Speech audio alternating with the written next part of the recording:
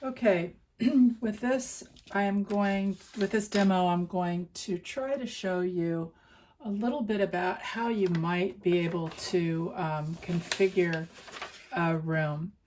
This is from another student, and it's a compilation of 5 different views of places where she feels safe, or where they feel safe. I'm not sure. At any rate, this is one room. This is from the kitchen. This is, I believe, the bedroom, and this is the tanning salon where the student works. So the idea was to show different angles of every safe place. It's complicated because you do have to think about, what works and if the perspective is the same for everything. So it's a very, very complex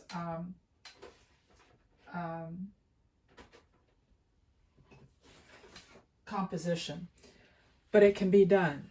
Now, because it's complex, I think that the best way to approach it is to actually trace your sketch to begin with and then move to observation, because this will help you to make sure that everything is holding the proper perspective. Whoops, sorry about the rocking. So basically, I used my room because I didn't have all the pictures from Lucy's room. But so say this is my picture plane. Say I'm going to bring it out to here. I just want to make sure that I am following the proper lines. I'm not doing a detailed drawing. And remember, the reason that I'm not doing that is because photographing will create some distortion. So this would have to be checked by me doing the sketch and then going into the room and checking everything. But at least I will have the guidelines that I need to figure out what works and what doesn't, okay? So this is going to give me the line for, I can just check myself on all of this and, just put in the base lines of everything that you might be using. Okay? So that's sort of the beginning. I'm not really going to put all the other stuff in there. I don't think it's important. What I do want to include next, notice I'm on tracing paper, is, okay, notice that this room was shot with light coming in from the windows outside. So it's daylight, and there's a huge French door over here that's casting light this way. That's not the lighting source that I want. I want to really highlight. I had suggested, and of course this is not how it needs to be done, but I had suggested maybe making the mixer the focal point. So I just want to show you how you would go about doing this. I'm working off my computer because I can adjust things.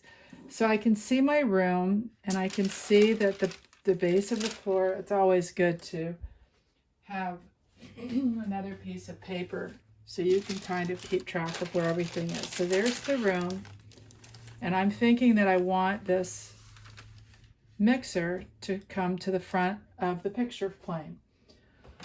So I'm going to look at this, and I want it to be pretty giant, almost as tall as the ceiling. So it's like it's surreal how big it is. And maybe I'll put it off to one side so you can see the pillows, because there's not a lot of interest on this side of the composition. Okay, so now I can put in this enormous mixer, and really the composition becomes all about the mixer and my happy place being the cooking aspect of life, okay? So notice how this is really important, because you want to understand how things wrap. I've told you all before that it's okay to trace things to help you understand how things work from a photograph, but then I want you to go back to working directly from observation, because I guarantee you that this drawing is not going to be accurate unless I were to go back in and draw it from life. So it's actually easier if you stage it, but for all intents and purposes, this is going to work pretty well. And it's important to get, those highlights. And notice how this line here comes down and it wraps up, around, and up. These are the things that I try to show you by, holding up my pencil and measuring, or my measuring stick. And I would say, okay, there's the measurement of that in the distance. And then I would bring it to my paper and draw it on there as a visual marker. But the idea is that we're just trying to get this basic thing in. Now, I didn't have my mixer set up, but I did try to spot it here. I actually prefer this angle, so I'm using this angle instead. And also, when I took this picture, I took the picture with the perspective, considering the perspective of this line back here. So this is actually going to be very believable. And if you look at it against the white paper again, you suddenly see that I've got this enormous mixer in my bedroom, right?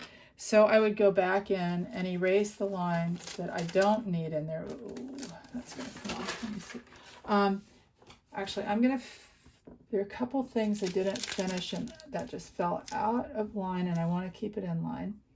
Okay, I didn't finish the bowl, and that's going to be important to have in there. And this, is elliptical. It's not a circle. These are all those little pointers that I mentioned. And what I did like over here is that I had the cord coming off, but that's something that I can change as I work through the drawing. Now, this is unusual because it's got a very strange shadow, the way that I did this. And notice that I'm sketching in the lines, but I'm not doing values yet. But that's something that's going to be extremely important observationally. So with the lighting the way that I did it from up here, it's casting sort of a bizarre shadow. I don't really like that, but we're going to go with it for right now because this is just a demo. So now I'm going to take this tracing paper and put it onto a piece of paper so that I can show you what we've got and what we're working with. So it's not important that, hold on, I'm going to get rid of things. This is actually Lucy's Mix Master, but I didn't really love that angle either. It feels like it's coming off the page from that angle. So you really have to think very carefully about how you stage things. So see how I have in this picture, hold on, it's a lot of enlarging and reducing. I had the cord coming off, and I really like how that happened. I actually also like that angle, but I was trying to show you sort of how to consider setting up something in a room to see how it would be situated on the floor so that, well, actually I did get that angle, but I had this lit from a spotlight, and I lit that because I felt like that might be important to have the bed lit. So in the first image that I used, I think I closed it.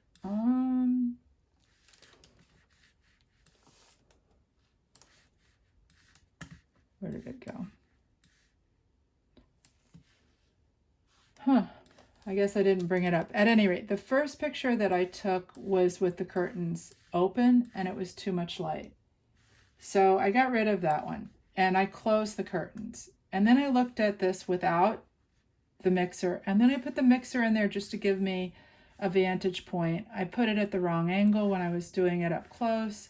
I turned it slightly, but not quite right. But notice how when you put something down here and you get down low with it, you have a very different perspective of the room.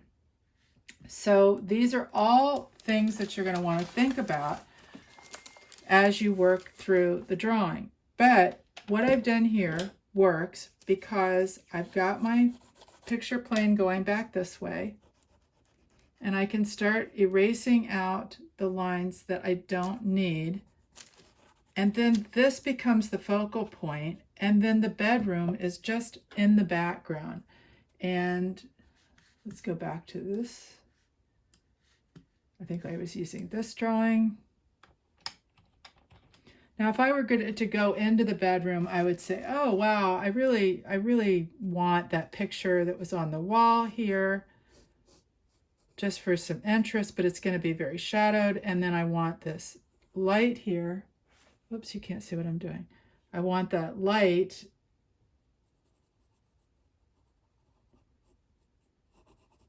and that's going to cast, you know, a really nice shadow over this pillow.